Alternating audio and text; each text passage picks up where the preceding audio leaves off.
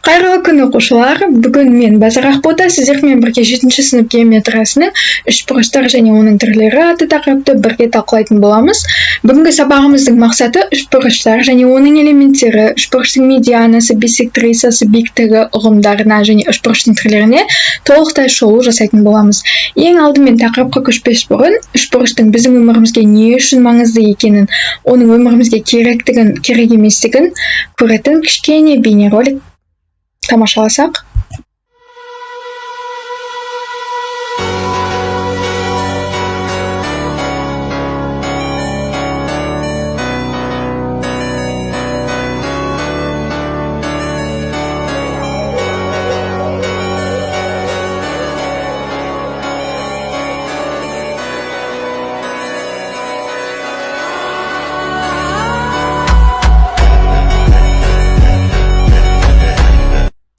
Міне, видеоны көріп тұрғандарыңыздай, үшбұрыштың өте берік және өмірімізде үлкен рөл алатынын көрдік. Енді үшбұрыш ұғымына анықтама берсек. Қарапайым сөзбен айтқанда, үшбұрыш дегеніміз кез келген бір түзудің бойында жатпайтын үш нүктені үш кесінді арқылы қосқаннан шығатын фигураны атаймыз. Яғни, осы жерде оның басында алған үш нүктеміз үшбұрыштың төбесі болып табылса, міне, мысалы, мен бұл жерде А, Б, С төбелерін алдым. Бұл үш нүкте оның төбелері болып, ал А, Б, Б, С және А, С кесінділері оның қабырғалары болып табылады екен. Ендеше, үшбұрыштың ең маңызды қасиетін осы бейнероликтен түсіндіргім келеді. Яғни, бұл көріп тұрғандарыңыздай, үшбұрыштың барлық қабырғаларының қосындысы 180 градусқа тең болады екен. Мен бұл бейнеролик арқылы оны дәлелдегім келген болатын. Көріп тұрсаңыздар, ол шынымен де тұрақты, яғни градустар қанша өзгерсе де, оның қосындысы 180 градус болып қалыптасып қалады екен. Енді үшбұрыштың түрлеріне кетсек. Үшбұрыштың түрлері оның қабырғалары және оның бұрыштары арқылы әртүрлі топтарға бөлінеді. Ең алдымен қабырғалары арқылы бөлетін болсақ, бұл суретте көріп тұрғанымыз тең қабырғалы үшбұрыш. Яғни тең қабырғалы үшбұрыш дегеніміз барлық қабырғалары өзара тең, ал барлық бұрыштары 60 градусқа тең болады екен. Келесі тағы да қабырғасы арқылы тең бүйірлі үшбұрыш деп осы бір үшбұрышты айтады екенбіз. Яғни тең бүйірлі үшбұрыш дегеніміз оның екі қабырғасы тең үшбұрышты айтамыз, ал осы екі қабырғасы біз оның бүйір қабырғалары деп, ал үшінші қабырғасын оның табаны деп атаймыз. Енді бұрышы жайлы үшбұрышты тік бұрышты үшбұрыш деген топқа бөлсек болады. Яғни оның бір бұрышы тік. Тік дегеніміз бізде қандай? Тік дегеніміз сіздер 5-ші сынып математикасында өткендей бұрыштар тік, сүйір және доғал болып бөлінеді. Тік дегеніміз 90 градусқа перпендикулярына түсті, оның өзінің элементтері бар. Бұл жердегі ең ұзын қабырғасы оның гипотенузасы болып табылып, ал қалған екі қабырғасы катеті болып табылады екен. Гипотенузасы әрдайым тік бұрышқа қарама-қарсы болып табылады. Енді медиана ұғымына келетін болсақ, медиана дегеніміз ол геометрияда үшбұрыштың бір төбесін қарсы қабырғасының ортасымен қосатын кесінді. Яғни, қарапайым тілмен айтқанда, осы SM кесіндісі осы табанның тура қақ ортасынан екі бөлікке бөліп тұрғанын байқаймыз. Яғни медиана дегеніміз ол қабырғаны екіге бөледі. Келесі биссектриса. Бұл биссектриса бұл суретте берілген AM кесіндісі. Бұл жерде көріп тұрғанымыздай, ол А бұрышын қақ екі бөлікке бөледі. Яғни биссектриса дегеніміз бұрыштың төбесі арқылы өтетін және оны қақ бөлетін түзу сызық. Және биіктік. Биіктік ол үшбұрыштың төбесінен қарсы жатқан қабырғаға перпендикулярна түсірілетін кесінді. Мен бұл жерде BH кесіндісін алдым. Не көріп тұрғандарыңыздай, бұл бұрыш әрдайым 90 градусқа тең болу керек екен. Енді практикаға көшсек, бұл жерде бірінші сұрақ, осы екі үшбұрыштың қайсысы тік бұрышты үшбұрыш болып табылады? Бірінші үшбұрыштан бастайық. Бұл үшбұрышты қарап тұрсақ, менің ойымша оның үш қабырғасы тең, бұрыштары да тең. Біздің берілген тапсырмада тік бұрышты үшбұрыш, ал бұл үшбұрышта менің көріп тұрғанымдай тік бұрыш жоқ. Екінші үшбұрышты қарастыратын болсақ, оның екі бұрышы сүйір, бірақ бір бұрышы тік болып тұр. Яғни, бұл сұрақтың жауабы екінші үшбұрыш екен. Келесі сұрақ, тең берілі үшбұрыш. Тең берілі үшбұрыш дегеніміз, қайтадан тақырыпты қайталайтын болсақ, оның екі бүйір қабырғалары тең болу керек. Бұл жерде көріп тұрғанымыздай, оның қабырғалары үшеуі үш түрлі екенін байқаймыз. Ал мына суретке келетін болсақ, оның екі қабырғасы тең екенін байқаймыз. Біздің жауабымыз екінші үшбұрыш тең берілі үшбұрыш болып табылады екен. Енді А деңгейінің бірінші есебін қарастыратын болсақ, 7-де 4-ші суретте кесіңкірделген барлық үшбұрыштарды табу керек. Бұл жерде шатаспау үшін ең кішкентай үшбұрыштардан бастасақ. Мен бұл жерден БДЕ үшбұрышын көріп тұрмын. Келесі одан кішкене үлкенірек СДЕ үшбұрышын байқауға болады. Демек, СДЕ үшбұрышын бөлек жазып алсақ, және одан үлкенірек АСД үшбұрышын байқасақ болады. Яғни АСД үшбұрышын жазып алсақ, одан кейін енді екі үшбұрыштан біріктіруге болады. Яғни көріп тұрғандарыңыздай БСД үшбұрышы, ол да үшбұрыш, бірақ осы екі үшбұрыштың қосындысы болып табылған үшбұрыш.